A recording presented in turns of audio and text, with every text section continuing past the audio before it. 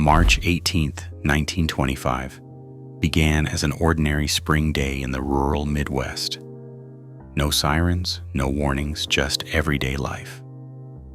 By dusk, the deadliest tornado in U.S. history had carved a 219-mile trail of devastation through Missouri, Illinois, and Indiana, moving faster and killing more than any storm before or since.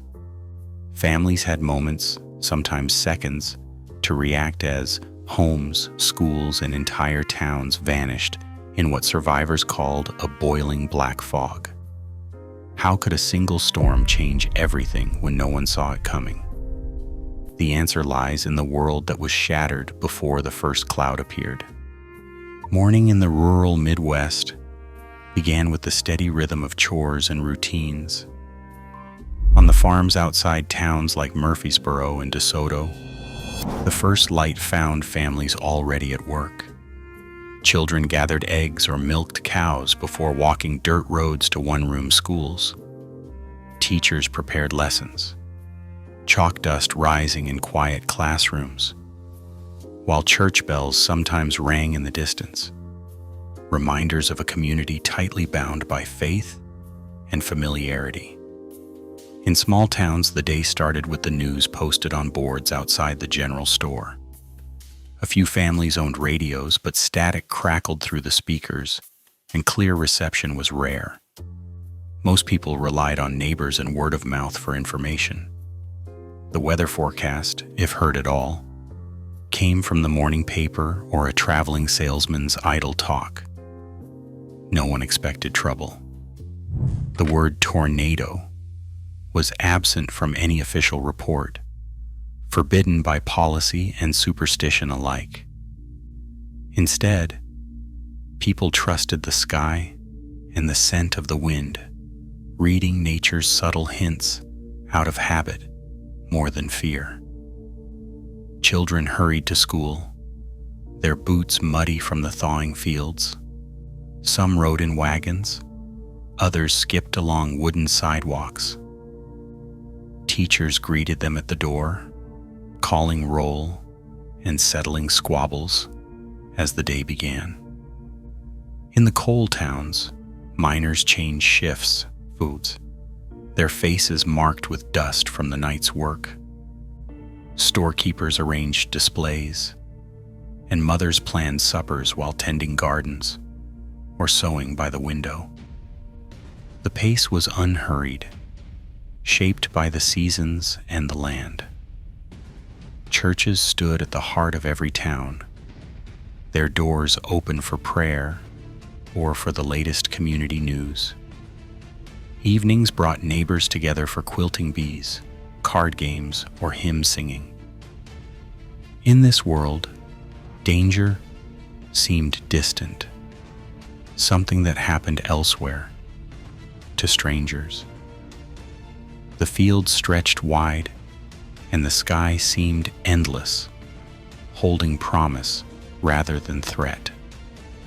For the families and children of Missouri, Illinois, and Indiana, March 18, 1925, began as another ordinary day, lived by routines as old as the prairies themselves.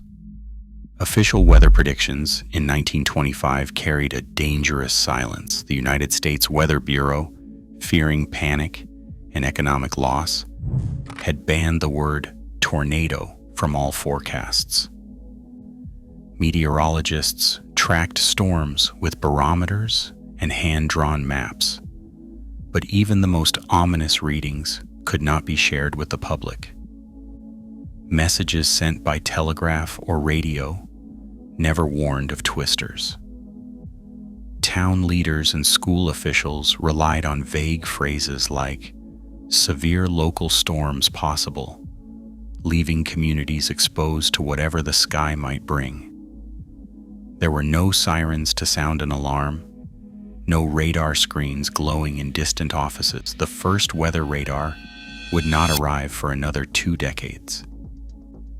In these towns, the only early warning came from the sudden hush of birds, the uneasy stillness before the wind, or the color of the clouds. Most families trusted the farmer's almanac or old sayings, signs passed down through generations. But nature's signals offered little time and no certainty. Communication moved slowly. News traveled by word of mouth, by a neighbor's hurried knock, or the distant clang of a church bell. In some places, a single phone line connected the general store to the outside world. But few people had access. Even the handful of radios in town brought little help. Static drowned out distant broadcasts, and no one expected to hear a warning about a storm that did not yet have a name. The absence of alerts shaped every decision that day. Teachers called children in from recess, not from fear of a tornado, but from habit. Storekeepers watched the sky for rain, not for disaster. No one rehearsed what to do if the world turned upside down. The system that might have bought precious minutes simply did not exist. By the time the first signs of trouble appeared, it was already too late for most to act. The vulnerability was not just in the weather, but in the silence that surrounded it. Shortly after midday, on March 18, 1925, a violent storm cell began to churn above the rolling hills of Shannon County, Missouri. What started as a darkening sky quickly became something unnatural, a black, boiling mass that seemed to swallow the horizon. At approximately 1 p.m., the tornado touched down near Ellington, moving with a speed and force that defied all expectation. Witnesses described a wall of debris, not a narrow funnel, stretching nearly a mile wide in places and hugging the ground with relentless fury. In minutes, the storm bore down on the mining town of Annapolis. Homes, stores, and the schoolhouse vanished into the swirling darkness. Survivors recalled a roar louder than any locomotive, followed by silence broken only by the cries of the injured. The town was left unrecognizable. Timbers splintered, bricks scattered, and lives upended. 8 people died in Missouri, most of them in Annapolis, where entire families were lost in an instant. The tornado's forward speed reached 62 miles per hour, faster than most could run, giving residents little chance to react.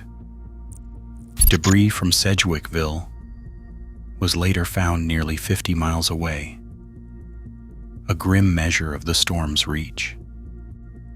In Ballinger County, schools were torn apart while children huddled under desks. Miners just off their shift rushed into the ruins to search for survivors, their faces streaked with dust and disbelief. By the time the tornado crossed the Mississippi River into Illinois, it had already cut a path of devastation nearly 100 miles long. The pattern was set. Entire communities erased in minutes, rescue efforts beginning before the wind had even died down. The storm was still gathering strength, with larger towns and denser populations directly in its path. Murfreesboro, Illinois, stood directly in the tornado's path. At 2:32 p.m., the storm hit with a violence that would define the town's history.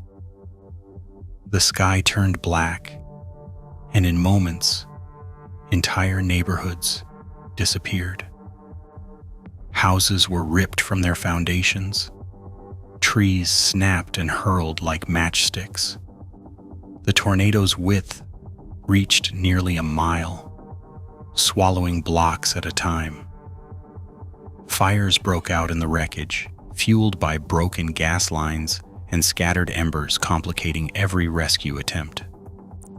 In the aftermath, the death toll rose to 234, more than in any other city struck that day.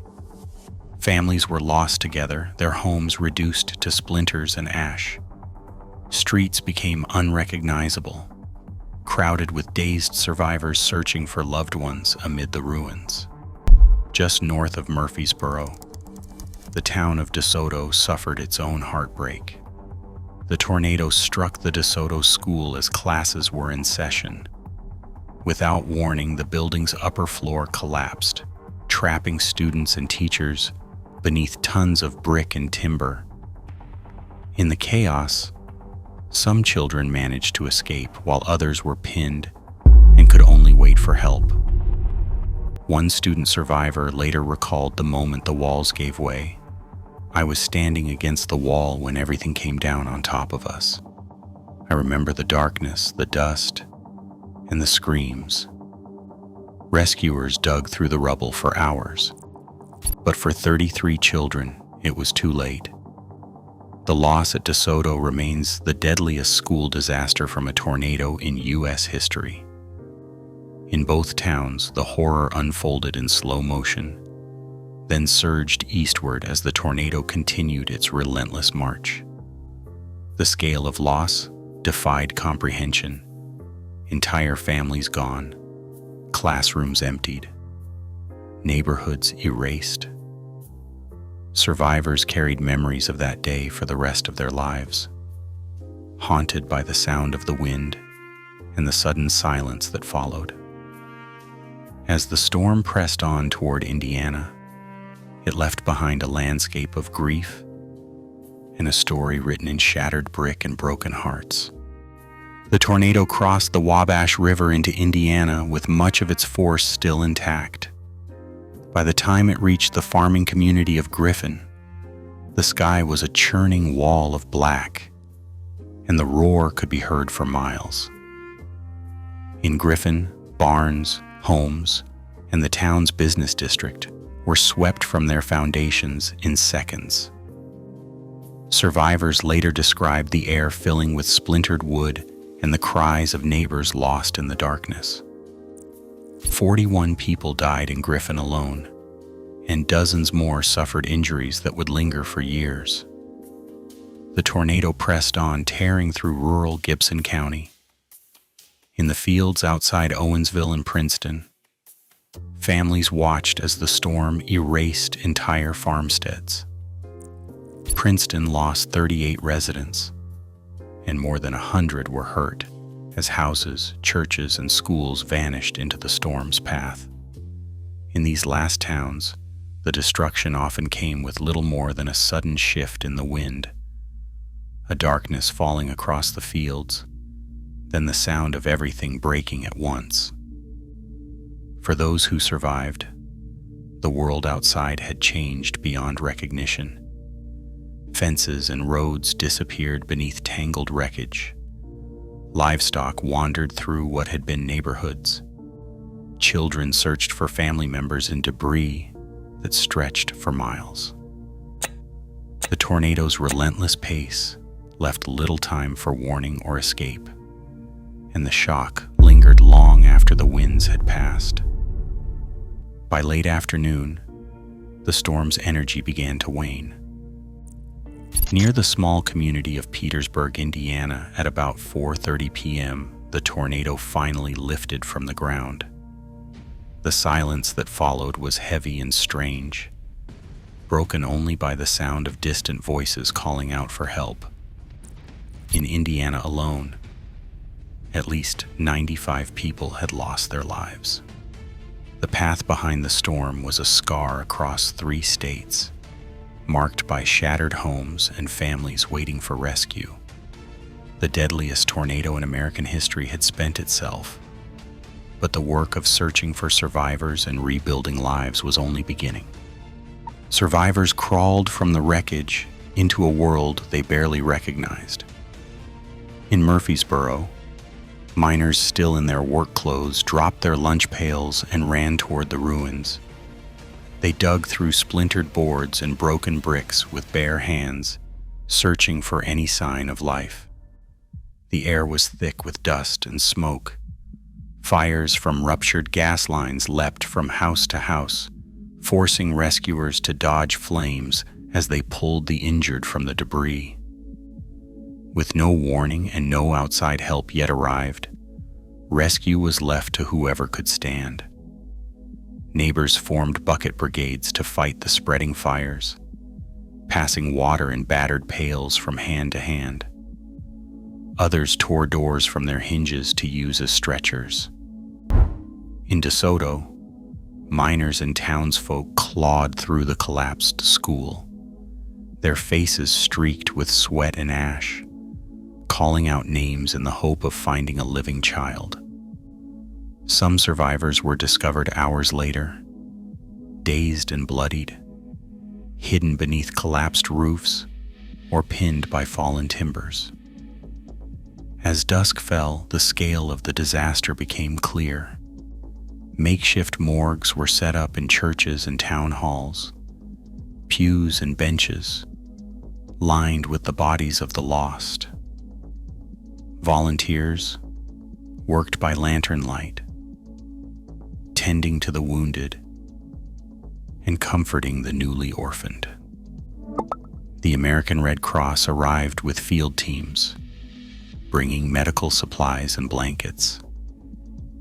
But the chaos overwhelmed even the most seasoned workers. Thousands were left homeless. In some places, the only shelter was a neighbor's porch or the ruins of a barn. The first night after the storm was spent in a world of confusion and grief, as the living counted their losses and the dead waited to be claimed. In the months that followed, the devastation of the tri-state tornado became impossible to ignore. More than 15,000 homes had been destroyed across 3 states. The official tally of injuries climbed past 2,000, and property losses reached $16.5 million, an amount that would exceed $2 billion today. With so many families left homeless and entire towns reduced to splinters, local leaders faced hard questions about how to rebuild and protect their communities from future storms. Public meetings filled church basements and town halls. In Murfreesboro and DeSoto, grief gave way to fierce debate over building standards and the need for storm cellars in schools and factories. Newspapers printed editorials demanding stronger construction and new safety rules. Architects and officials were called to account for shoddy materials and corner cutting. Survivor stories, especially from parents who lost children in collapsed schools, fueled a movement for reform that echoed far beyond southern Illinois. Scientists and weather officials, shaken by the scale of the disaster, began to reconsider what was possible. The tornado's track and violence forced a closer study of severe storms, challenging old beliefs and sparking new research. While radar and tornado sirens were still years away, the seeds of change had been planted. The memory of March 1925 lingered in every discussion about public safety, shaping the first calls for organized warning systems and community preparedness. The tragedy became a rallying point for those determined to prevent such a loss from happening again. On March 18, 1925, the tri-state tornado killed 695 people and destroyed over 15,000 homes in just 3.5 hours, making it the deadliest tornado in U.S. history. The absence of warnings, caused by a national ban on the word tornado in forecasts and a lack of radar or sirens, left entire communities defenseless. Towns like Murfreesboro and DeSoto saw devastation on a scale never before recorded. While official records confirm the tornado's path, speed, and toll, the exact sequence of events in every town and the full count of the missing remain uncertain due to incomplete local archives. This disaster forced a national reckoning, leading to new policies, the development of weather radar, and the first tornado warning systems. Today, every siren and alert traces its origin to the hard lessons of 1925. The tri-state tornado stands as a permanent reminder of what happens when nature's power meets human vulnerability, and why preparation saves lives.